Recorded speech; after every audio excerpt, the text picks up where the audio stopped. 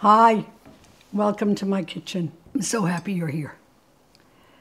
Today's coffee break I'm dedicating to the husband of a very close friend of mine. Not everybody is lucky to have really good friends. I am. Faye, Nechama, Razel. Razel's husband, Razel Shapiro Schreiber.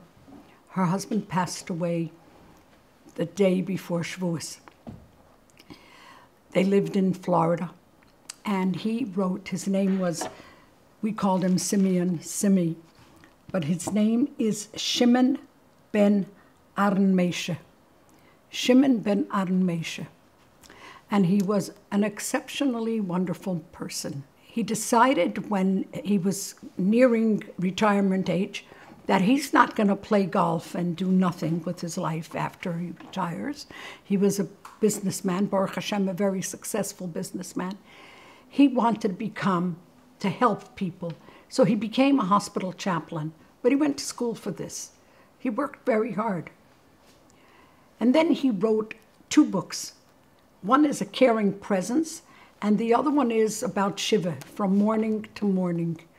And the funny thing was that he passed away Erev Shavuos. There was only 3 hours or 4 hours of Shiva. So the book did it. I'd like to discuss what he wrote in this book because it's so incredibly good. So Simi, this is for you. Number 1. When Moshe Rabbeinu was, it's all from here. When Moshe Rabbeinu was standing in front of the Sneh Vasnein and Ukol, and the burning bush didn't stop burning, he realized he's standing in front of someplace holy. And he was told, Shal no lecho mal raglecho ki amokim asher tohem edolov kedeshu, admas kedeshu. Take off your shoes because it's a holy place. So Rabbi Schreiber writes in his book, when you're in front of a sick person, a not well person, you're in a holy place. Take your shoes off. What does that mean? Moshe was told to take your shoes off. I was fascinated by this point. When you take your shoe off, you feel the ground. Yeah, you feel every pebble. It doesn't mean you should take your shoes off when you go into a hospital room. The concept, you feel the pebble. You feel the ground. You're sensitive to what you're stepping on. You're sensitive to your surroundings. You go into someone sick, be sensitive to their surroundings. He very, very, very much worked on the concept of Bikur Cholim. And he says in the book something which something I found fascinating. In Lashon Kodesh, when something is spelled a certain way, a sheirish, it has something to do one with another. Bikur Cholim means to visit the sick. Simeon says in this book, Bikur and Beker, morning, is the same, someplace the same root word. And he says something incredible, that when you walk into a patient and the patient feels like night, you're bringing a little bit of morning, M-O-R-N, morning. And I'm going to add this thing that I just heard in a song, which is beautiful. At the end of a long night, no matter how long that night is, there is dawn. There is dawn at the end of a long night. When you go into the patient's room, you're bringing a little bit of dawn, a little bit of promise. You're not there to give a medical advice. And do me a favor. There are people that you know and I know that the minute you tell them something hurts you, they will tell you that it hurts them more. They also had it, their grandmother had it, their sister had it, their cousin had it, their brother's gonna have it. You're not there to give medical advice.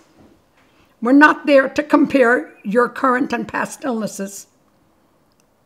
You're not there to change their situation. You're not even there to make them laugh at your jokes. And surprisingly, you're not necessarily there to make them happy. You're there to listen to them. Listen to what they have to say. Determine what the patient is feeling emotionally.